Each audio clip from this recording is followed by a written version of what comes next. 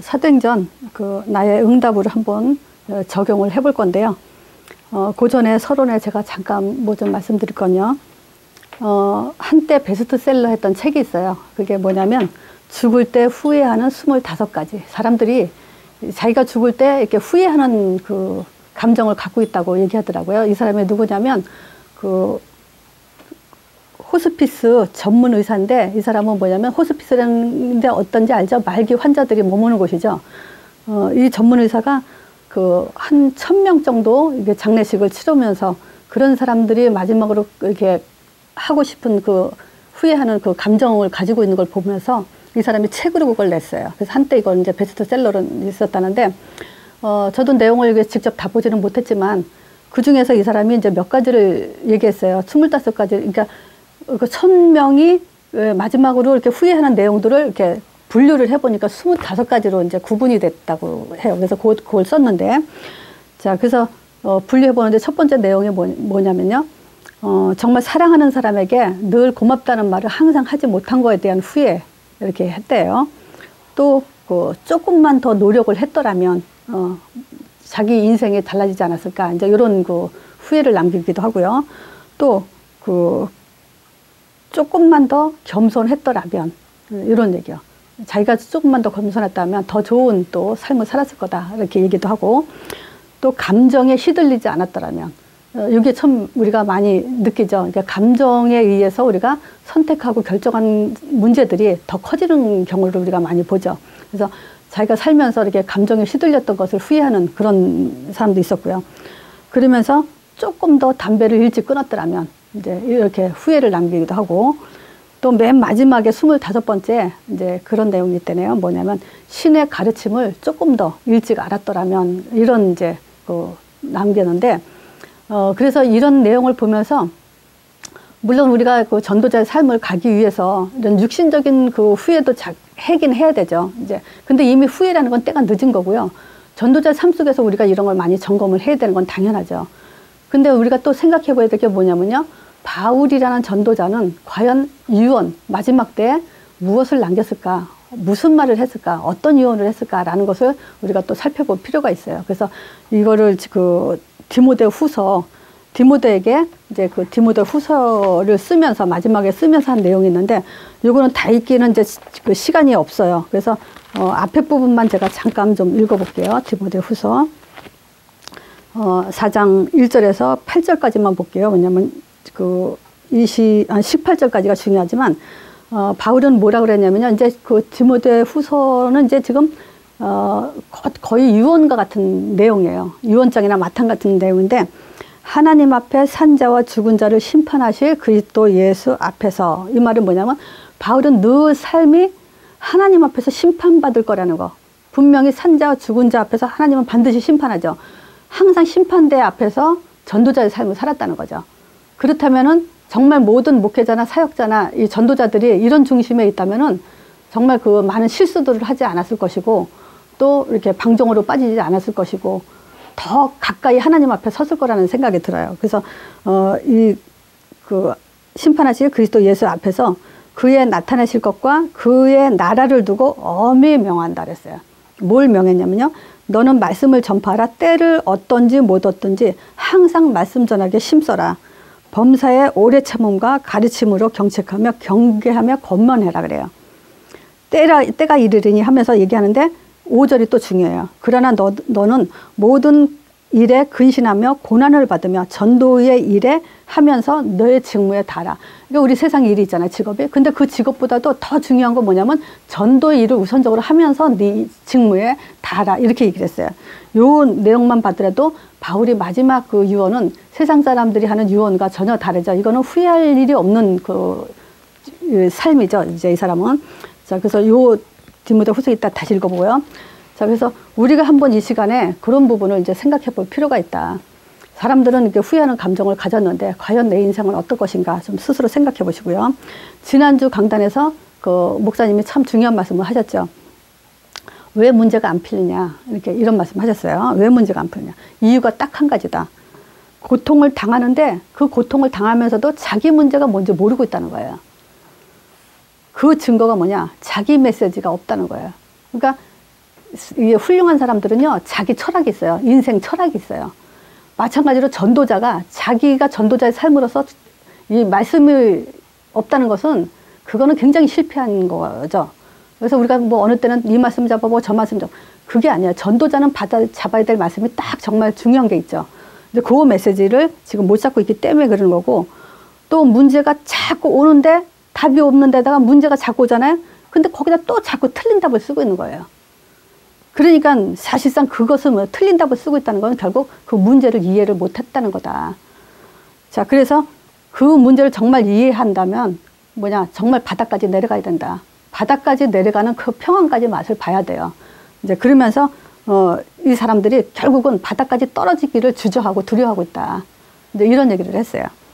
자, 그래서 완전하게 이제 이 복음으로 끝내라 그랬는데, 결국 뭐냐면 내 문제 알고 답도 알고 바닥에도 떨어져 보면요, 문제가 문제를 여기지 않고 고통이 없다는 얘기죠. 그래서 진짜 우리가 복음의 가치 깊이를 알면 알수록 문제가 안 보이고 문제가 달라지죠. 문제 보는 눈이 달라지죠.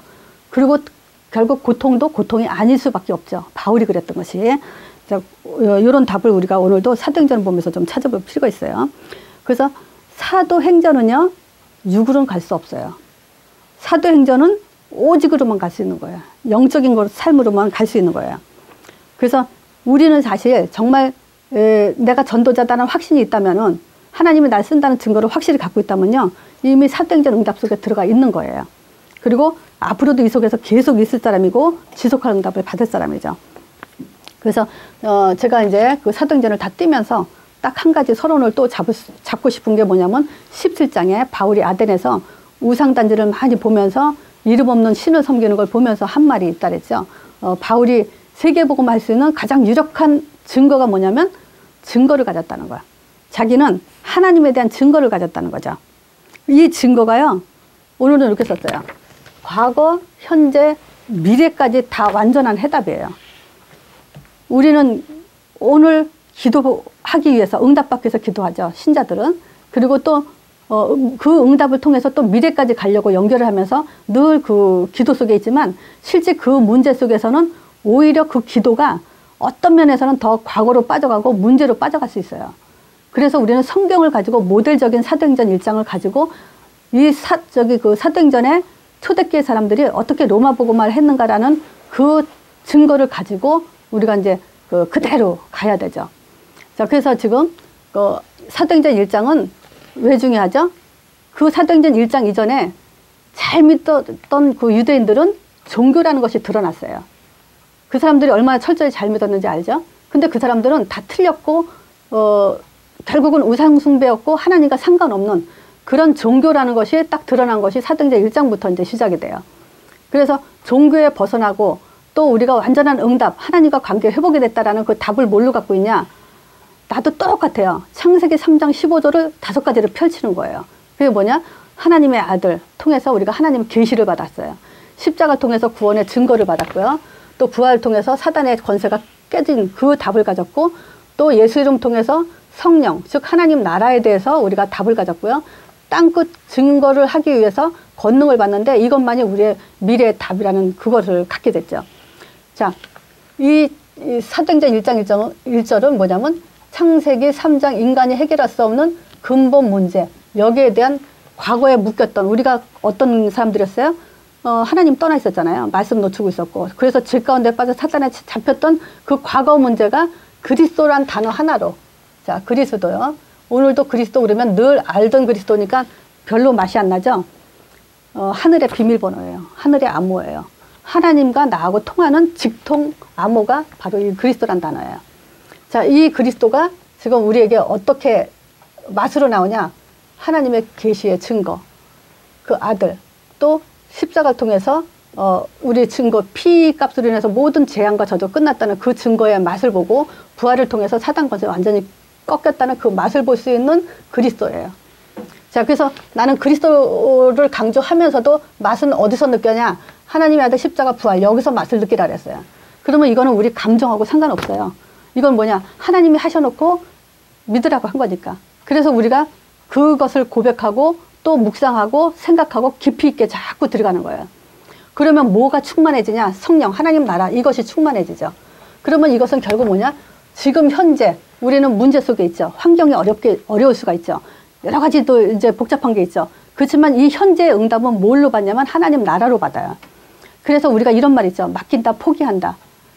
보통 보면요, 포기해놓고 어차피 우리가 문제 해결 못해요. 그러면 포기해놓고 주님, 내가 이 문제 내가 해결할 수 없습니다. 나는 이거 맡깁니다. 주님께 맡깁니다. 이렇게 하면서 하나님한테 맡긴다고 폼을 많이 잡았죠. 근데 그거는 내가 맡긴 거고 하나님이 맡을 수 있는 방법이 있어요. 그게 뭐냐면 내가 예수 이름 부를 때 성령이 역사한다는 그 약속 속에서 확신 가질 때 하나님은 그 문제를 맡아줘요. 그리고 우리가 반대로도 성령이 역사한다면 끝난 거잖아요. 성령이 역사하면 된 거잖아요. 그러면 맡겨지게 돼 있는 거죠. 분명히 내가 예수 이름 부를 때 약속하신 성령을 부어주신다 그랬거든요. 그러니까 그 답을 가지고 우리는 현재의 응답을 받는 거죠.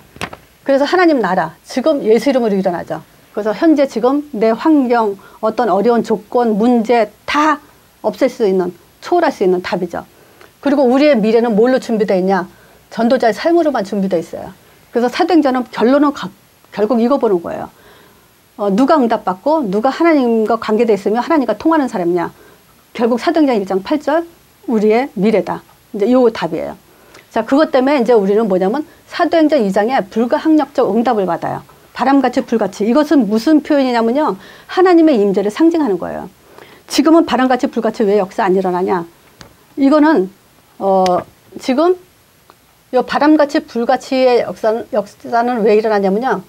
구속사적 사건으로 나타난 거예요. 물론 지금도 뭐 저기 바람같이 불같이 뜨겁게 뭐 성령으로 역사하고 뭐 방언 나올 수도 있어요. 근데 그거는 그렇게 안 나타나도 된다는 답이 뭐냐면요. 그때 당시에 성령을 보내준다 얘기했는데 바람같이 불같이 하나님의 임재 상징이 나타나지 않는다면은 성령이 온 줄 모르죠. 그러면 성령이 왔다라고 말할 수 증인이 없죠. 그래서 마가다락방에 120명이 모인 사람들한테 바람같이 불같이 성령을 통해서 방언이 나오게 해서 그들을 증거 삼아서 성경에 기록한 증인으로 계속 지금까지 주님 오시는 그날까지 이것이 증거가 되는 거예요.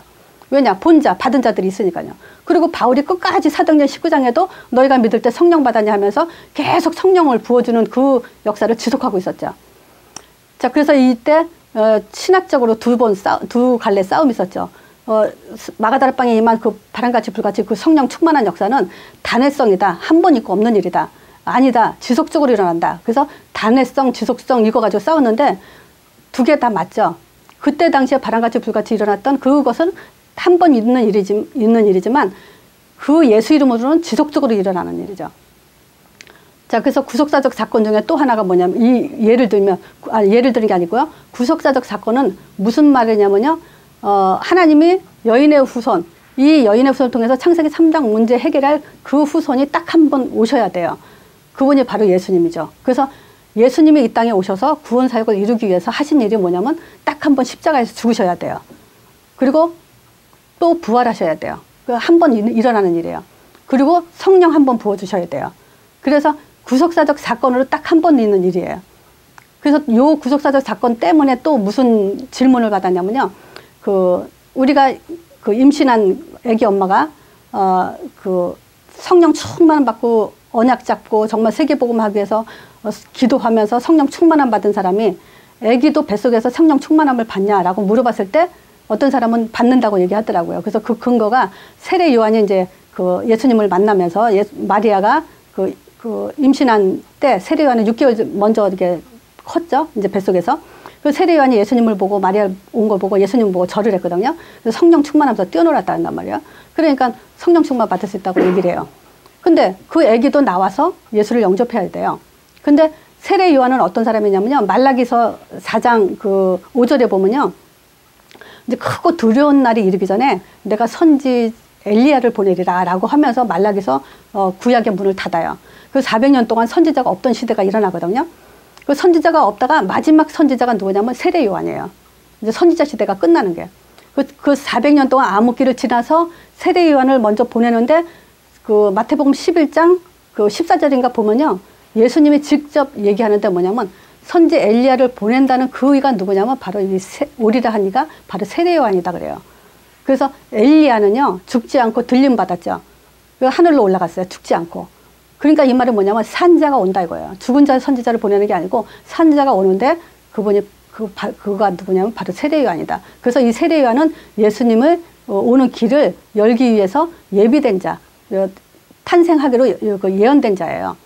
그러니까 뭐냐면 이 사람도 뱃속에서 성령 충만 받은 거 맞아요. 뭐냐면 구속사적 사건으로 딱 한 번 있는 일이기 때문에.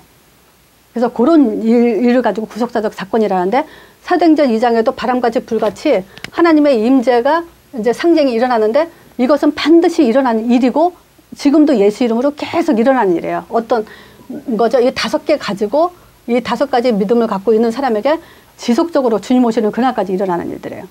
자, 이 성령은 이제 무엇을 향해서 역사하냐? 한 번 역사했어요. 근데 무엇을 향해서 가냐면 전도라는 그 문을 향해서 가죠. 그리고 말씀 성취를 향해서 역사하게 돼 있고 제자에게 역사하게 돼 있고요. 현장을 정복하기 위해서 역사하게 돼 있어요. 자, 그래서 요 2가지 답을 가진 사람이 이제 한마디로 말하면 이 사람이 지금 정말 사도행전 3장을 갈 수 있다. 안진뱅이를 일으킬 수 있다라는 것을 뭘로 볼 수 있냐면 바로 요 2가지를 보는데 우리가 이럴 수 있죠. 베드로가 안진뱅이 일으켰는데 나도 일으킬 수 있다라고 이제 이렇게 폼 잡아보는 사람도 있죠. 근데 그거는 뭘 놓치냐면요. 3장만 봐서는 안 돼요. 3장은 누가 갈 수 있냐면 요 1장 언약 잡고 2장에 응답 받은 사람만이 할 수 있는 일이에요. 그래서 연결된 거죠. 따로 뛸 수 없는 거죠. 자, 그래서 요 사람들이 뭐냐면 뭐가 바뀌었죠? 1장에 언약 잡고 2장에 응답을 받으니까 보는 눈과 생각과 관점이 다 바뀌어버린 거예요. 그래서 내가 정말 어떤 분을 보면 이분이 참 바뀌기가 힘들겠다라는 분이 있어요. 근데 그분이 몇 번 만났는데 1달, 2달 정도 만났는데 이 바뀌더라고 생각이. 뭐가 들어갔냐면요. 굉장히 삶에 묶이고 어려운 사람인데 전도라는 것에 대해서 마음에 담기 시작했어요. 내 인생은 전도자의 삶을 준비해야 되는구나. 그래서 전도를 또 이해하기를 밖에 나가서 전도지 던져주고 막 이렇게 이해했다가 그게 아니라고 하니까 내가 복음을 갖고 이해하는 것과 전도가 시작이죠. 그 얘기를 하면서 자꾸 전도에 대한 개념을 바꿔주니까 이 사람이 이제 전도에 대한 마음을 갖기 시작을 했어요. 그래서 내가 그 사람한테 뭐라 그랬냐면요. 그게 성령 역사다 그랬어요. 성령 역사가 아니군요. 이 전도자의 삶으로 이 생각과 보는 관점이 바뀔 수가 없어요. 만약에 안 바뀌잖아요. 말로만 하고 또 안 바뀌는 사람도 물론 있죠. 근데 그건 끝은 결국은 열매가 나타나게 돼 있죠. 자, 그래서 지금 눈과 생각과 관점이 어떻게 바뀌게 되냐. 지금 세상에는요. 오직 예수 이름만 필요해요. 안진뱅이에요. 베드로가 뭐라냐면요. 금과 은은 내게 없거니와. 이 사람이 왜 금과 은이 필요가 없겠어요. 근데 이 사람한테 그게 필요한 게 아니에요. 나사렛 예수 이름으로 일어나 걸어라. 이거 한마디 했는데 이 사람이 바뀌었어요. 이때 무슨 단어가 들어가냐면요. 집중했다 그래요. 주목했다 그래요. 그러니까 베드로가 늘 성전에 올라다니다가 안진뱅이를 다시 주목하게 봤다는 건 뭐냐면 눈과 생각과 관점이 바뀌었다는 거예요. 그래서 우리는요. 사도행전 1장, 2장이 내 생각과 관점과 이런 것들이 바뀔 때까지 바뀌도록 이걸 뿌리내려야 돼요. 그래서 바뀌어지는 날 이제 이 응답의 시작이 되는 거죠. 자, 그래서 사도행전 3장은 우리가 가야 될 미래면서 지금 현재 우리가 이 속에 있음을 직시하면서 자꾸 말씀을 이제 준비하면서 가야 돼요. 자, 근데 사도행전 3장에 안진뱅이 일으켰다면 성령 역사가 일어난 거거든요. 성령의 역사가 일어났어요. 근데 문제가 또 생겼어요. 그 안진뱅이 일으킨 것 때문에 유대 법정에 서게 된 거예요. 즉 어려움이 당하게 된 거예요. 자, 근데 보세요. 예수 이름 가진 자에게 어려움이 왔다. 그러면 신앙 고백할 아주 중요한 기회가 되는 거예요. 정말 내가 어려움 속에 내가 정말 이 고백이 나올까? 한번 체험을 해보세요. 그게 체험이에요. 딴 게 체험이 아니라. 정말 내가 어려움 속에 이 고백을 하는데 정말 행복함과 기쁨이 있나? 사람을 미워하든 환경이 어려워지든 어떤 문제가 있든 내 스스로가 뭐냐면 신앙 고백을 한번 해보고 사도행전 12장이죠. 4장 12절 다른 이로서는 구원 얻을 수 없고 천하인간의 구원 얻을 만한 다른 이름을 우리에게 주신 적이 없다. 내 문제를 해결할 다른 이름을 주신 적이 없다. 나를 가장 행복하게 할 다른 이름을 주신 적이 없다. 그거예요. 그 고백을 정말 진실로 해보는 거예요. 그러면 그거 가지고 행복해졌다. 모든 환경과 문제가 안 보였다. 그럼 끝난 거예요. 그렇게 끝나라고 둔 거예요. 이 답을. 이 기록해 놓은 거예요. 자, 근데 사도행전 5장에 가니까요. 안진뱅이 일으킨 사건을 통해서 이제 뭐냐면 막 현장에 뭐 4천제자, 5천제자가 막 일어나죠. 그러니까 여기서 아나니아 삽비라가 뭐가 왔냐면요. 시기심이 왔어요. 바나바라는 사람이 재산을 다 내놨거든요. 그러니까 자기도 뭔가 시기심으로 이제 그 재산을 내놓는다 해놓고 결국은 이제 죽음을 당하죠. 이 말은 뭐냐면요. 전도자는 시기심이 있잖아요. 자살행위가 돼요. 결국 내가 죽어요. 전도자라고 말은 하지만 내가 시기가 안 나고 어떤 사람이 우려했던 시기심이 없다라는 것은 그 시기심이 있다라는 것은 뭐냐면 결국 답이 없다는 얘기예요. 그리고 영권이 없다는 얘기예요. 그러니까 결국 자기가 죽을 수밖에 없죠. 그래서 절대적으로 만약에 내가 시기심이 있다. 그러면 그 시기심이 왜 있는지를 찾아야 돼요. 그럼 만약에 가진 게 없어서 저 사람은 돈이 많은데 나는 너무 가난해. 그래서 내가 시기심이 나. 그러면 그걸 넘어서야 돼요. 아, 내가 가난 때문에 저 사람을 시기하는구나. 그러면 우리 가난 가지고 돈 있다 없다로 사람 평가하는 거 아니잖아요. 그죠? 또 배웠다 못 배웠다로 사람 평가하는 거 아니잖아요. 근데 거기에 자기가 걸려 있는 거잖아요. 자기가. 남들은 그 생각 안 하는데. 그죠? 누가 자기 돈 없다고 해서 누가 저기 하나? 그거 아니에요. 그 사람이 인격 있냐, 인품 있냐, 정말 그릇이 얼마나냐, 이 사람이 답 있냐. 이걸 보는데 스스로가 괜히 묶여서 결국 자기가 죽는 그런 결과를 가져온단 말이죠. 그걸 뛰어넘을 수 있는 게 모든 답을 사도행전 1장 2장에서 다 줬는데. 그리고 그거예요. 왜 시기심이 나냐. 분명히 시기심이 일어나는 자기 문제가 있어요. 그거를 문제를 해결해야 돼요. 자, 그 사도행전 3장에 그 사도행전 그 5장에 통해서 더 많은 사람들이 이제 바울과 그 베드로와 요한에게 이제 많이 이렇게 모이죠, 사람들이. 이때 워낙 사람들이 많이 모이니까요. 헬라파, 히브리파, 이 당파, 파벌 싸움이 갈등이 일어난 거예요. 이런 갈등이 일어났을 때 만약에 내가 교회에서 갈등이 있다 했을 때 빨리 뭘 찾냐면요. 이 방향을 빨리 잡으세요. 내 인생의 방향과 목표를 빨리 가지셔야 돼요. 그거 없으면요. 갈등에 이제 갈피를 못 잡아요. 그럼 뭐냐. 교회가 가는 방향이 뭐냐. 교회가 가진 목적이 뭐냐. 요걸 가지고 헌신하는 거예요. 교회에 헌신해 버리는 거예요. 그러면 그 사람 통해서 그 교회가 살아나고 자신도 응답을 받게 되죠. 자, 사도행전 7장에 결국 이제 갈라디아서 2장 20절이 돼야 돼요. 우리가 어디까지 가야 되냐? 내가 스스로가 죽어야 돼요. 그 바닥까지 다 내려가 봐야 돼요. 그래서 바닥까지 내려가 본 사람은 그 맛을 알아요. 다 내려놓으면. 누가 나를 욕을 하든 무슨 손가락질을 하든 뭐 하든 욕먹을 짓 했으니까 욕먹는 거고 사람이 날 싫어하니까 싫어하는 거고 그게 뭐 어때서요? 그냥 다 내려놓으면 돼요. 그래서 다 잘난 거 없죠. 그 욕먹을 짓 했으면 욕먹는 거고 뭐 그 욕먹을 짓이 뭔지 알아서 내가 갱신하고 싶어서 갱신하면 더 좋은 거고 그거예요. 근데 그런 문제에 묶여서 우리가 갈 길을 못 가면 또 큰일 나죠. 그래서 우리가 갈라디아서 2장 20절은요. 내가 한 사람의 죽음으로 인해서 나만 사는 게 아니에요. 주변 사람이 다 살고 교회가 살고 현장에 살아요. 근데 요 문제가 뭐죠? 창세기 3장 5절 문제예요. 내가 주인이 됐기 때문에 바닥에 못 내려가는 거예요. 여기 내려가면 죽는 줄 알아요. 자기가 사는 길인 줄 모르고 다 내려놓으면 살죠. 안 내려놔요. 못 내려놔요. 그게 이제 창세기 3장과 연결이 되는 거예요. 절대. 자, 사도행전 8장이요. 결국 우리가 갈라디아서 2장 20절이 되잖아요. 내 주변에 눈이 이제 돌려지게 되죠. 내 자신, 내 문제, 내 주인 이게 이제 아니라 이제 주변으로 눈이 이제 돌아가면서 밖에, 교회 밖에 또 나의 일터 여기서 뭐냐면 사람들 보는 눈들이 달라지죠. 여기는요. 사마리아 땅을 갔다는 것은 절대 할 수 없는 일이 벌어진 사건이에요. 유대인들은 사마리아 땅 가질 않아요. 그 사건은 알잖아요. 왜냐면 혼혈족이거든요.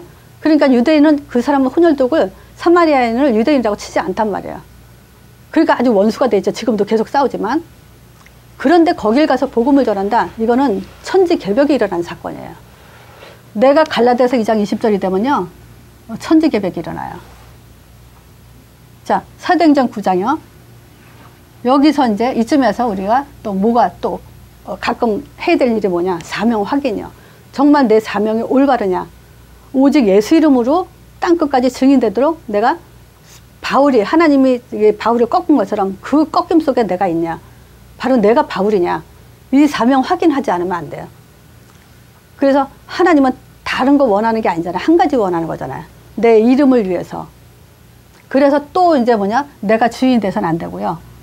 우리가 정말 천지개벽한 번화 속에서 이제 이 사명 확인을 하면서 살아야 돼요. 자, 10장에 가니까요. 또 무슨 문제가 오냐면 체질 점검이요. 베드로를 통해서 하나님이 그 율법에 먹지 말라는 그 음식, 그 짐승을 잡아 먹으라 그러죠. 근데 그걸 율법에 기록되어 있기 때문에 자기는 그 뭐랄까, 그 아주 그 지저분한 거, 더러운 것은 먹지 않는다고 그러죠. 하나님이 먹지 말라 그랬으니까. 그걸 통해서 뭐냐면 복음을 거부하고 있는 거죠. 자기 체질을 통해서. 그래서 내 생각 있잖아요. 묶이고 내 체질이 있으면요. 그건 복음을 거부하게 돼 있어요. 그러니까 그거는 뭘로 연결되냐면 성령 인도와 관계된 문제인데 성령 인도 절대 못 받게 돼 있어요. 체질을 바꿔야 돼요. 그래서 다 지금 복음 예수 얘기는 하지만 세계복음화도 얘기하지만 못 가는 이유가 뭐냐? 체질 때문에 못 가는 거예요. 성령 인도 못 받으니까. 그렇게 연결된 사실을 우리가 확인해야 되고요. 또 사도행전 11장 가면요. 이제 성교의 눈 뜬다는 것은 이제 체질이 바뀌었다는 얘기죠. 관점, 뭐 생각 이런 것들이 바뀐 사람이에요. 이 사람은 한 지역, 한 나라를 가지고 가슴에 담게 돼 있죠. 그래서 우리는 교회에서 그러잖아요. 한 지역에 우리가 살고 있는 지역, 이 지역에 이제 중직자로, 지교의 주역자로 이제 있어야 되고, 그 다음에 뭐냐, 한 나라라는 마음을 우리가 캠프할 때 그러잖아요. 한 나라를 마음에 담으라고. 그래서 우리는 나라 선교를 위해서 어느 나라를 정해놓고 그 나라를 위해서 또 기도를 하죠. 요 시간표까지 이제 우리가 한 단계 한 단계 좀 가야 되죠. 자, 12장에 그런 사람한테 이제 하나님은 현장 청소를 해요. 그러니까 헤롯을 지금 그 하나님이 치죠. 그거 뭐죠? 복음 방해하는 자. 그 복음 방해하는 자를 그 천사가 치니 축이 먹어 죽으니라. 결국 세상 사람들 볼 땐 벌레 병으로 죽었다 이렇게 생각하지만 실제는 하나님이 청소를 한 거죠. 그 전도자 가는 길을 막지 못하도록. 자, 이 성교에 눈 뜬 사람들을 통해서 흑암이 꺾이면서 이제 어떤 일이 벌어지냐면요. 13장에 5인 1조 팀이 이제 일어나죠. 이거 성경대로 얘기하는 거예요. 우리가 사도행전 1장부터 쭉 이렇게 가는 사람이 여기까지 왔을 때는요, 이제 5인 1조 팀 조직이 일어나야 돼요. 만약에 정말 훈련을 얼만큼 받은 사람이 이 말씀 공부를 뿌리를 10년 이상 내린 사람이 5인 1조 팀이 안 일어났다는 것은 뭐냐면 영적 기형아가 돼요. 이게 누구하고 원네스를 못 이룬다는 얘기거든요. 복음을 위해서 지역을 살리기 위해서 원네스를 못 이룬다는 것은 영적으로 병들어 있고 또 기형적인 그런 걸 갖고 있는 거예요. 그래서 반드시 이 응답이 굉장히 필요하죠. 이 단계적 응답이 없이는 실제 하나님의 아시아라든가 뭐 데살로니가 빌립보 이런 문을 열 수가 없어요. 팀이 없이 바울 혼자 가서 무슨 세계복음화를 해요. 성경적으로 계속 단계적으로 오게 돼 있어요, 이거는. 자, 지금 5인 1조 팀이 일어나면서 뭐냐면 제자의 눈에 이제 집중되게 돼요. 여기 이제 디모데를 만나는데 이 디모데는 바울이 어떤 사람이냐면 내 아들아 할 정도로 뭐냐면 자기가 일을 맡길 수 있고 또 보낼 수 있는 자. 이런 사람이 이제 만남지게 되죠. 그래서 여기 권사님이나 장로님들은 내 인생에 내가 마음 놓고 나를 믿고 보냄 받은 자, 또 맡길 수 있고 맡겨주면 할 수 있는 자, 이런 사람을 만들지 못했다는 것은 그 사람 죽을 때 인생이 굉장히 쓸쓸하고 외로워요. 그죠? 그렇잖아요. 제자가 없이 내가 죽는다. 굉장히 외로운 인생이 되죠. 그래서 성경에 있는 대로 우리는 뭐냐면 이런 제자를 반드시 내 인생에 맡길 자, 보낼 자를 꼭 이제 만나고 세워놔야 되죠. 자, 그러면서 우리가 때로는 양보를 할 때도 있어요. 이건 이제 그 최초의 그 종교 회의가 일어난 거죠. 이때 일어난 것이 뭡니까? 이제 바울이 가는 곳마다 이방인들이 이제 복음이 많이 이제 전파되면서 많은 일꾼들이 일어나니까 이제 그게 소문이 예루살렘 교회까지 갔죠. 그러니까 예루살렘 그 사람들이 뭐냐? 예루살렘에 가서 이 사실을 보고하자.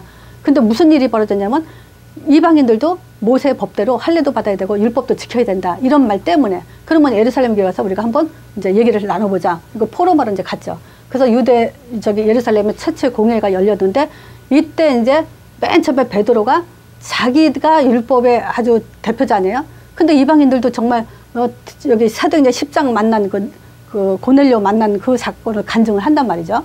그들도 그 집안에 하나님의 외모를 보지 않고 마가다라병이만 성령이 충만하게 임하더라.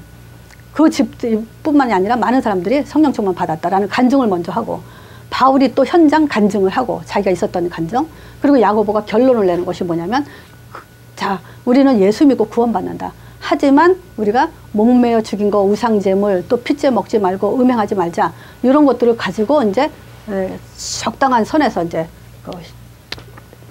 회의를 이제 끝내죠.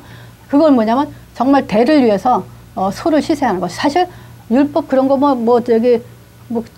핏째 먹으면 어때요? 지금 사실 상관없죠, 그거다. 근데 그런 대로 이제 양보를 했다는 얘기죠. 자, 그리고 사도행전 16장에 드디어 이제 성령 인도가 본격적으로 일어나죠. 이제 이거는 개인 한 개인의 그 성령 인도가 아니라 그 지역을 완전히 그 점령하는 그런 성령 인도예요. 이제 성령 인도가 어마어마하게 크죠, 이제 이게. 자, 이때 뭐냐면 성령 인도 속에 숨겨져 있는 것이 뭐냐면 지역이 있고요, 만남이 있고요, 흑암이, 그 지역의 흑암들이 꺾이는 그 무당들이죠. 그 점하는 여종, 이런 사람들이 꺾이면서 이제 루디아라는 그 일꾼이 찾아지죠. 그래서 내 인생에 루디아를 만나야 돼요. 아까 말한 것처럼 맡길자 보낼 수 있는 자를 만나는 거. 내 인생에 루디아가 없으면 외롭고요. 또 우리가 현장에서 자기 규례대로라는 현장 주권자가 돼야 돼. 리더자가 돼야 돼요. 그거는 성경적으로죠. 이거는 뭐 내 맘대로 했다는 얘기가 아니에요. 정말 지금 시간과 장소, 이 기간을 정해놓고 정말 이게 복음을 충실하게 이제 이행했다는 얘기인데, 결국 그 말은 뭐냐면 주권자, 리더자가 됐다 이 얘기죠. 여기서 우리 누가 나와요? 야손이 나오죠. 그래서 우리 인생에 요 야손이 있어야 돼요. 또 자, 18장에 여기서는 이제 브리스길라 아굴라 나오죠.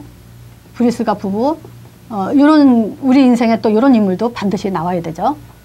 근데 18장에는 뭐냐면 아볼로라는 사람은 유대인 중에서도 아주 학문이 깊고 굉장히 이제 그 리더자로 이제 그 회당에서 설교하는 자죠. 근데 브리스길라 아굴라가 평신도죠. 요 사람이 가만히 듣고 조금 이제 부족하죠. 왜냐하면 마가다락방이라는 사건을 모르니까.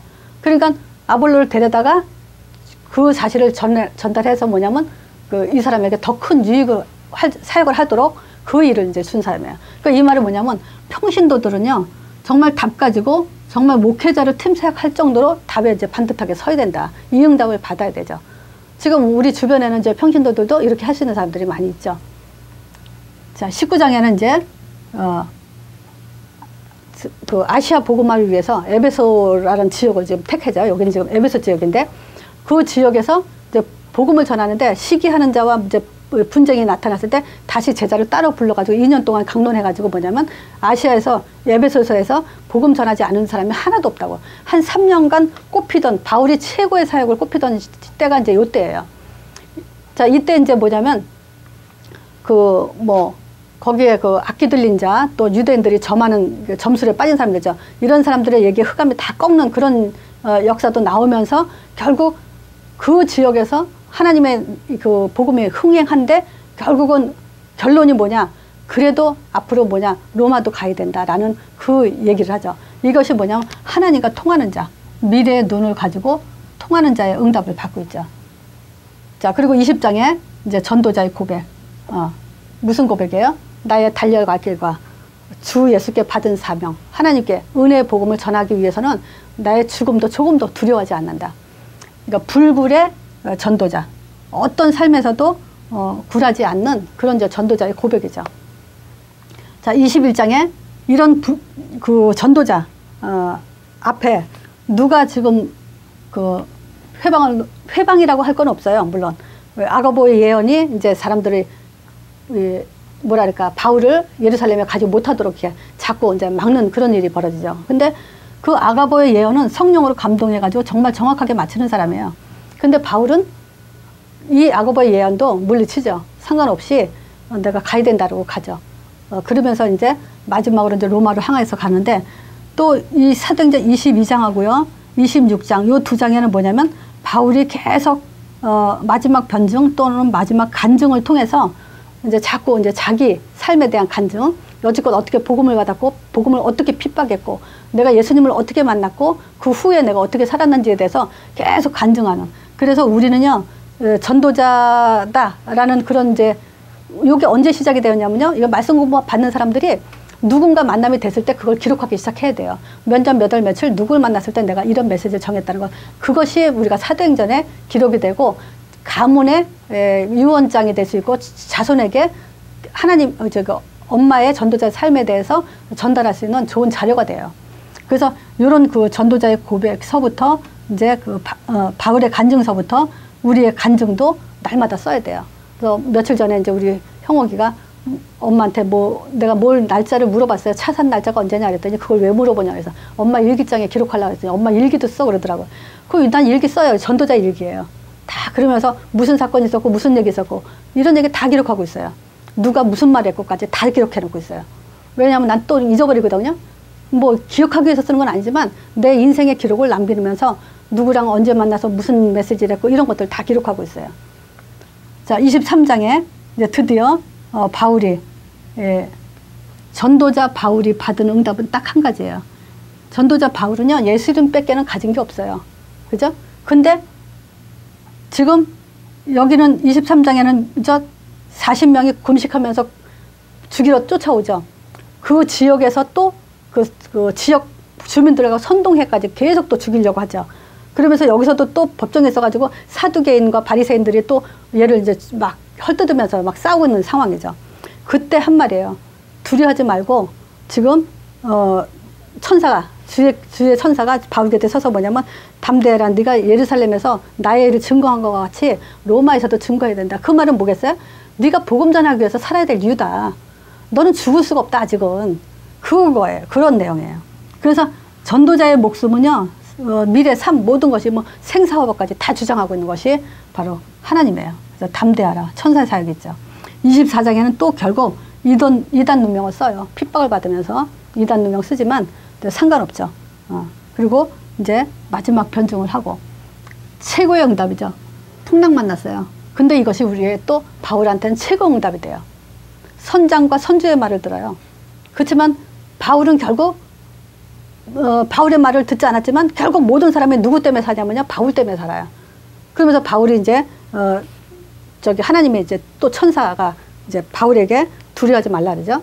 그러니까 바울이 고백하길 뭐냐냐, 나의 속한 바 나의 하나님의 천사가 어젯밤에 내 곁에 서서 나한테 얘기하기를 뭐라 그러냐면 두려워 말라. 네가 가이사 앞에서 서야 되겠고 또 그뿐만 아니라 너랑 같이 행선한 모든 자를 너에게 줬다. 그러면서 바울이 하는 말이 내게 말씀하신 그대로 나는 믿고 있다. 이제 그런 고백을 하죠. 그래서 최고의 응답이죠. 자, 그러면서 이제 28장에 지난주에 했죠. 부활 메시지 성취라고.